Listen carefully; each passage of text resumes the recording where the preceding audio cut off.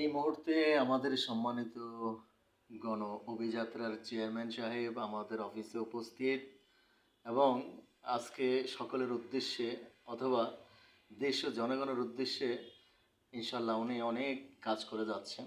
আশা করছি আমাদের এই দলে আপনারা ভালো কিছু পাবেন।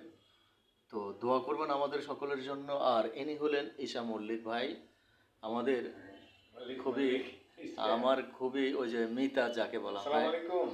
তো দোয়া করবেন আমাদের সকলের জন্য, আমরা যেন এই দেশের জনগণের জন্য কিছু করে যেতে পারি এবং এই ফ্রেন্ডস গোল আমাদের যেন এই বাংলাদেশ তথা সারা বিশ্বের মানুষের কল্যাণে কাজে লাগতে পারে, কাজে আসতে পারে, সে দোয়া করবেন। আর আমাদের এখানে আমাদের ঈশা মল্লিক ভাই আশোক ফাউন্ডেশনের একজন কর্ণধার।